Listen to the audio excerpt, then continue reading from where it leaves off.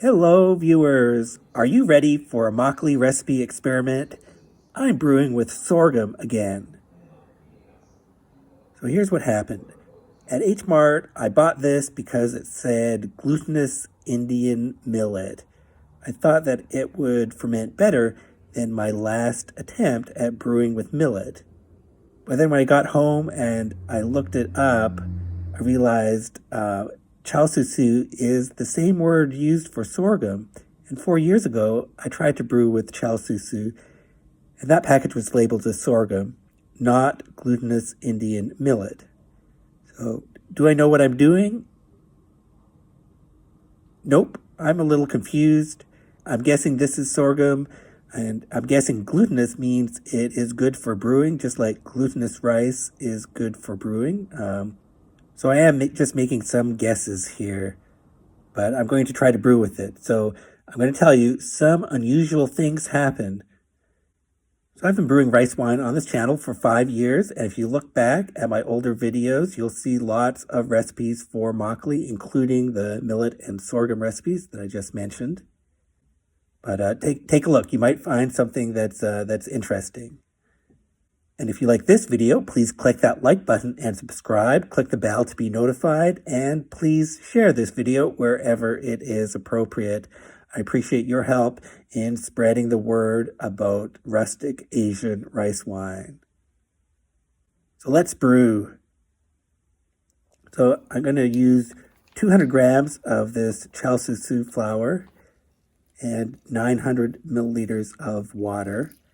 And I'm going to make juk, chalsusu garu juk, sorghum flour porridge. So it's an interesting reddish color, and I'm hoping this makes a porridge. I don't actually know. So I'm sort of making this up. I'm going to use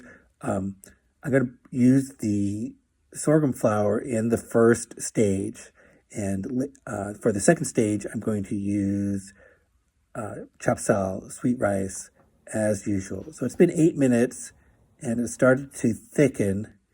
Now, this last minute, it's really thickened a lot. So now it's done. So about 9 minutes in total. Yeah, that's a good juk. I'm going to set that aside to cool to room temperature. That might take some time. And in the meantime, I will mix up the NURUK.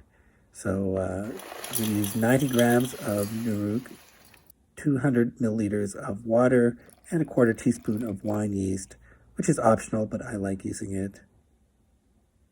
And I'll mix that up and set that aside. And stir the juk occasionally to help it cool. It's pretty thick and it's still too hot, so stirring it will help it cool uniformly.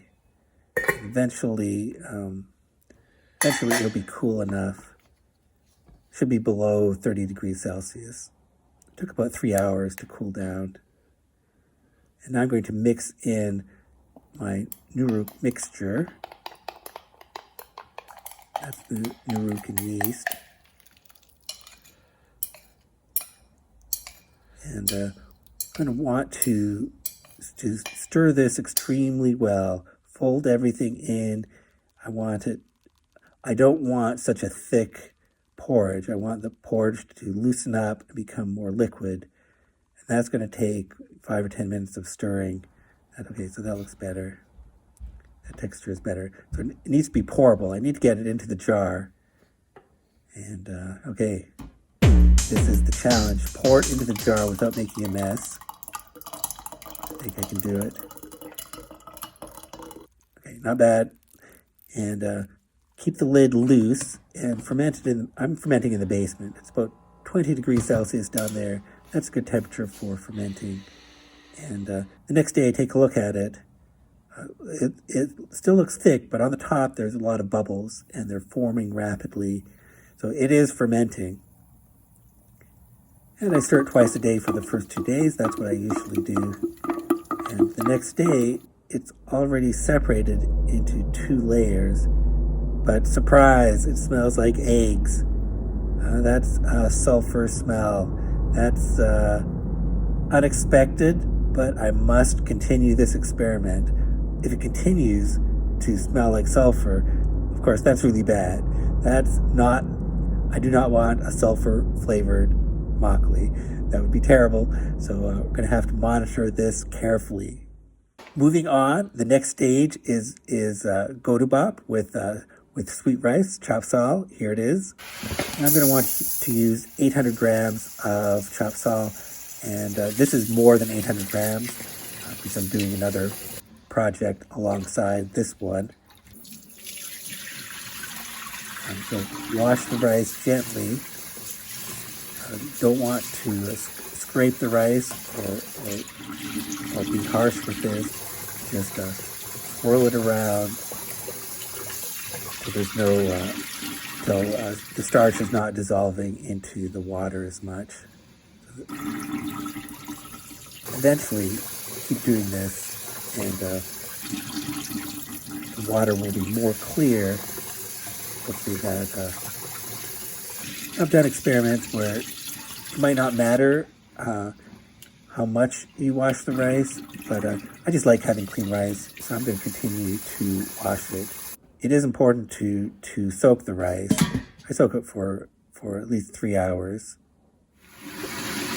And after 3 hours, I drain it in the last washing. And so let it drain for 30 minutes. And then I'm going to steam it. I'm making godubap, hard steamed rice. And I want to steam it for 40 minutes. After it's done, be careful lifting it out. Want to spread this out to cool to room temperature. And that might take a few hours again. Like I said, this was more than 800 grams. I separate out the amount that corresponds to the 800 grams starting rice. So the sorghum is quite reddish. In order to increase my chances for success, I'm using rice for the remainder of this brew, and it still smells like eggs. First stage smells like eggs, but I'm mixing in the second stage, and let's see what happens.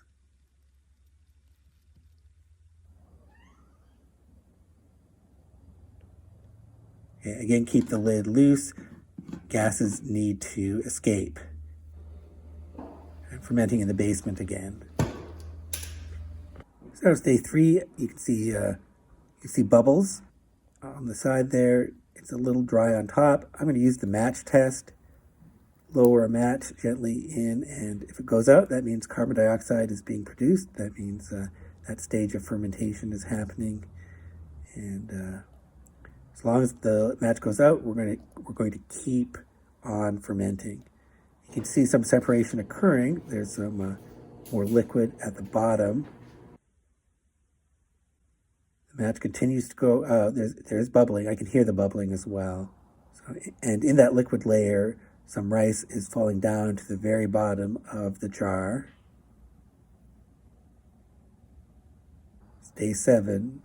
So now the liquid layer is in the middle. And the match is still going out, so it's still fermenting. It smells better now. It does not smell like sulfur anymore. So that's very good news.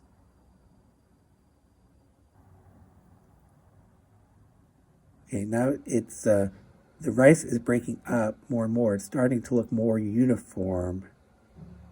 Rice is breaking up and falling down through the liquid, and now there's quite a layer of liquid mixed with those rice grains that are falling down.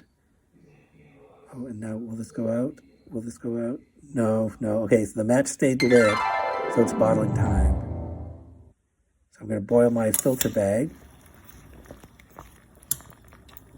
and stir this, especially the bottom, but sometimes things stick to the bottom. Okay, here's my filter bag, and dump the whole thing into the filter bag. See if anything is stuck to the bottom. There is a little bit stuck there. But, okay, so I do have some difficulty filtering this. It keeps on clogging up my filter bag. So this that means the size of these particles is larger and it's clogging it up. I need to scrape the inside of the filter bag with itself to dislodge the clog and then keep on squeezing it. So this took about twice as long to squeeze as normal. Let's see how much liquid we get. Okay, not too bad. And 335 grams of chicken meat left over. That's not too bad. Okay, so it fermented. It no longer smells like sulfur. That's a big plus. I am going to taste this right now. And in my immediate tasting, yes, there's no sulfur. It is thick and harsh. It seems warming, the alcohol. It becomes astringent, and there's some powdery texture as well. So the texture is not so great. Now, my real tasting is 3 days later. And here it is. You can see it settled pretty well. So I don't have an excessive amount of sediment in this brew. It is, the changju is a bit cloudy. It's not transparent, the liquid layer. So, okay, but I do want to taste this. And I'm going to taste it in 3 different forms. Here's the changju, the clear layer, the clear-ish layer. And let's see, the sediment at the bottom is a little sticky. It needs to be stirred up. So shake the bottle, sort of gently, but vigorously enough to mix it up. This is the wanju. This is the original alcohol.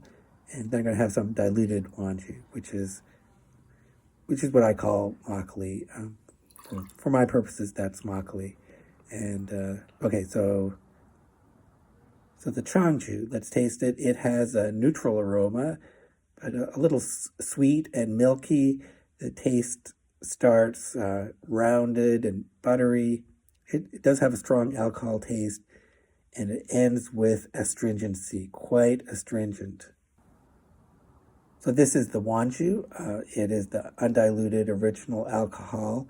It has more of a grain aroma, a little bit of a sour aroma, but the taste is not sour. There's some more milky and grain taste in it, and it's quite tannic at the end. That's the astringency. Now I'm going to taste the diluted wanju, the makgeolli. This emphasizes the milkiness. It's still astringent, though. And the texture is improved by diluting with water. So thanks for coming along with me on my makgeolli experiment. I didn't really know what I was doing. I made a lot of guesses, but it did ferment, and I got a brew in the end. It's just the texture is not is the weakest part of this brew. The taste is interesting, and that I think it is better to have that tannic aftertaste rather than a bitter aftertaste. The tannic aftertaste reminds me a lot of red wine, so that's an interesting flavor and effect. I hope you found this recipe interesting. Let me know in the comments what you want to see in the future. Thank you for watching.